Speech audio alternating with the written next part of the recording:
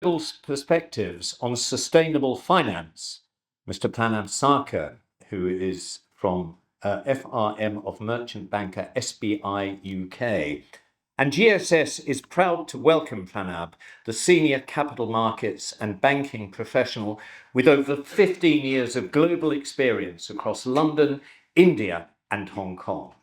He led the creation of a Government of India-backed emergency fund during the COVID-19 crisis and has championed landmark sustainable finance deals.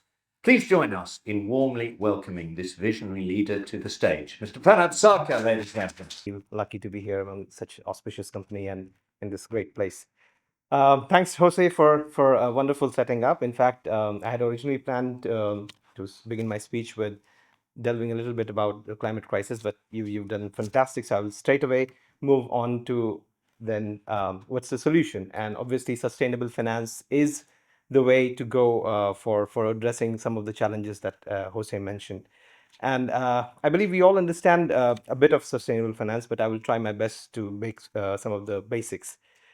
We all know about the net zero target of 2050, and the enormity of the challenge in front of all of us can be indicated by certain numbers.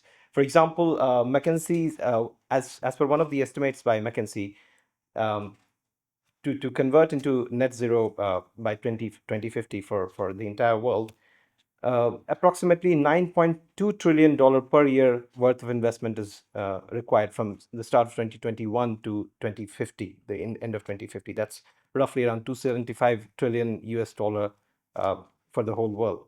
And by no means this is just an approximate number, because we all know when we plan for such large projects or something as big as this, there's always underestimation of costs, as well as an overestimation of the timelines and everything. There could always be slip ups and all that. But there's another thing to be noted here, is that all of it is just capital investment. There would obviously be a lot of savings if we are to achieve some of the targets going forward, and that might cut down some of the costs as well. Like, this is on the most optimistic scenario, if everybody agrees to it and hopefully puts their best foot forward. So now I'll come down to some of the foundational concepts of sustainable finance. um, so broadly, we can divide it into two categories. One is transition financing, and the other is green financing. The name's quite simple. In transition financing, we try to, or the financial industry tries to incentivize those companies or corporates which are gradually moving into a much more sustainable form of production or sustainable form of doing business. Whereas in green financing, we try to finance something which is already sustainable in their nature. General example could be, say, for example, the transport industry of public transport of London. So if we are financing for conversion of petrol or oil-led buses into electric buses, that would be an example of transition financing. But on the contrary, if we are financing somebody like Lime Bike or Forest, which is bringing in a whole different paradigm to public transport that doesn't involve much environmental damage, then that would be green financing. Now, this all of this discussion, or the whole idea of sustainable financing, is not very old. It started somewhere in 10-15 years ago. So there are a lot of things that needs to be defined, and that's where the first key criteria uh, related to sustainable financing, that is the defining framework. For example, in EU, we have the EU taxonomy, which in the most basic form is kind of a dictionary which defines what exactly means sustainable financing, or for corporates, what are the activities that can be defined as sustainable financing and what cannot be, or what can delve into the paradigm of greenwashing as well. Besides that, the EU taxonomy depends on four key paradigms uh, that basically helps identifying whether a particular industry or company is being run sustainably or not. The first paradigm is, there are certain six basic activities that are defined as sustainable, or substantially contributing to sustainable activity. One of them is adapting to climate change, or sustainable. Second is sustainable uh, climate climate sustainable production. Third is that prevents from any kind of misuse of water bodies or marine activities. Fourth is to prevent pollution and control it. Fifth is protecting biodiversity. So the first principle deals with any of the activities that are aligned with this, that is judged by the first principle of the taxonomy.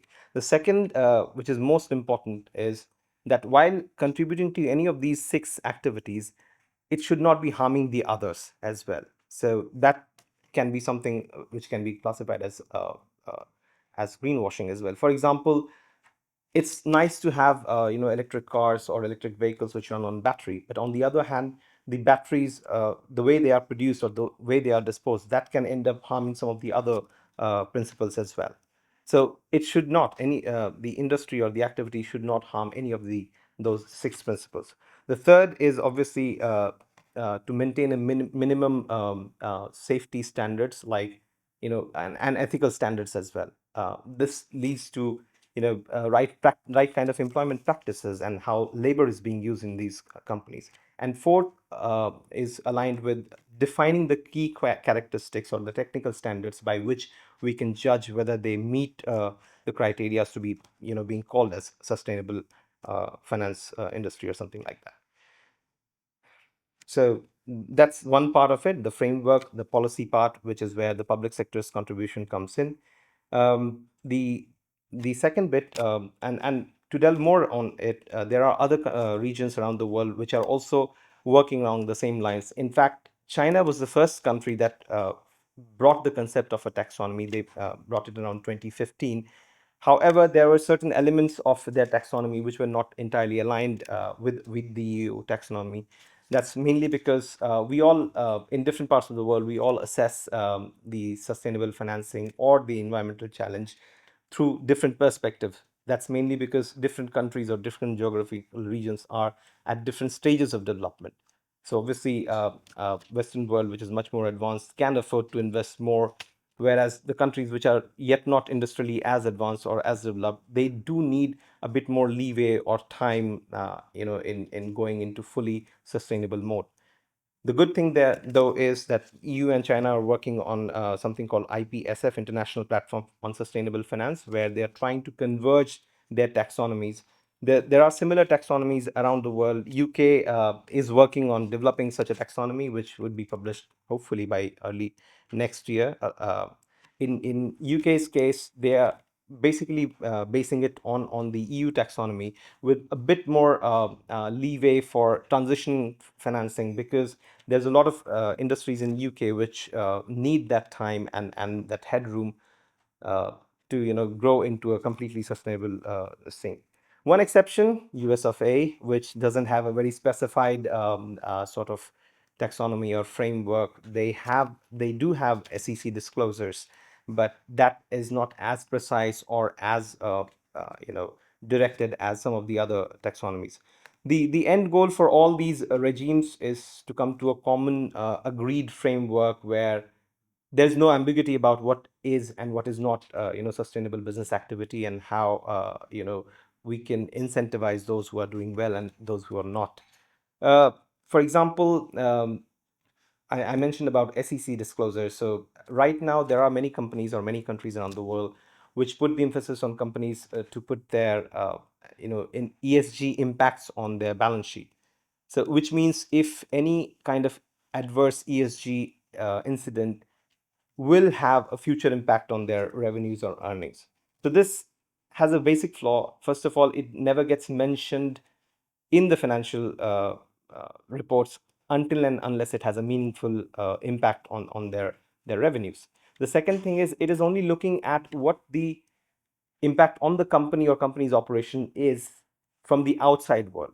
Whereas something like a EU taxonomy puts a second layer to it, where the disclosure requirements ask the companies to put emphasis on what their activities are going to do to the environment. For example, yes, a company can forecast that if there's an adverse climate event, what impact that might have on their revenues. That's the first layer. But the second layer is how their activities are going to impact the overall climate. For example, are their processes entirely sustainable, or is there an angle to it which is contributing to water pollution or something like that?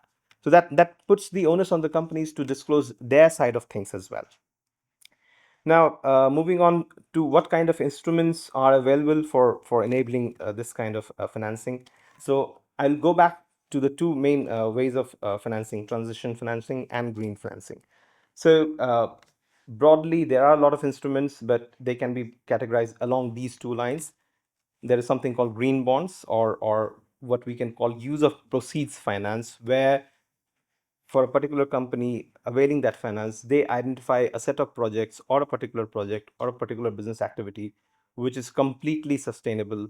And when you finance it, they disclose that the proceeds of the finance would be used for these and these activities. There is obviously a sustainability consultant who identifies or creates the framework around the use of proceeds. Say, for example, um, let's say energy generation company, if they identify that they have to raise $500 million through issuance of green bond, which they will then invest in creating a wind energy generation plant, then the sustainability consultant will define the framework, how the money can be used and how it cannot be.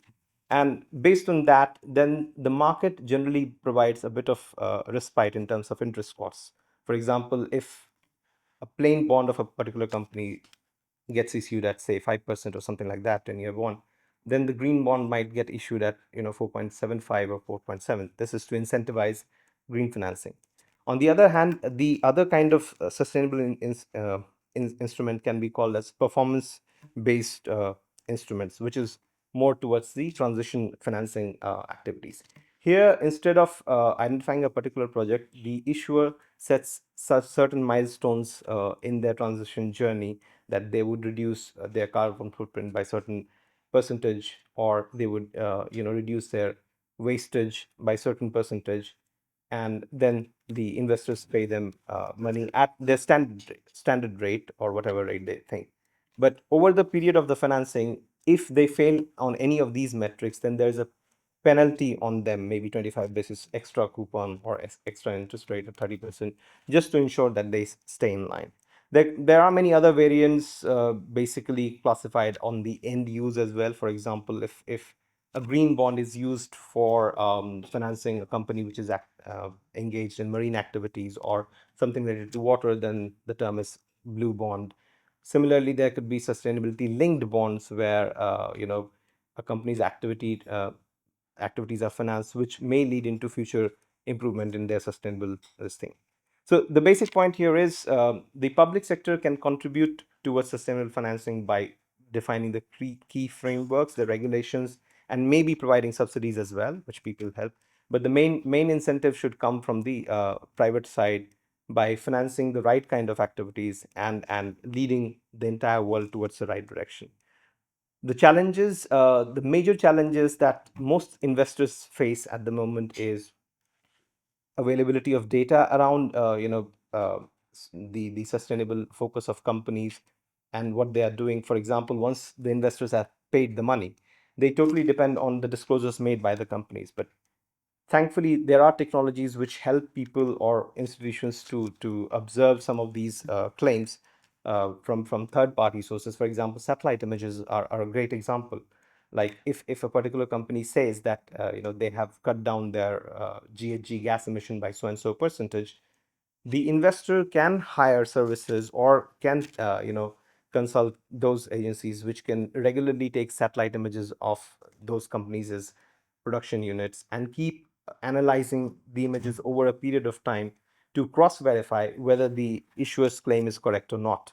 There are so many other such agencies or other mechanisms where technology can be used to challenge the narrative or to confirm as well. um, but yeah, availability of data and availability of quality data is the biggest challenge that the investors face, the verification of the claims. But the right thing is that despite having different kind of frameworks across the world, there is a consensus of bringing it together and delivering the impact. Thank you so much.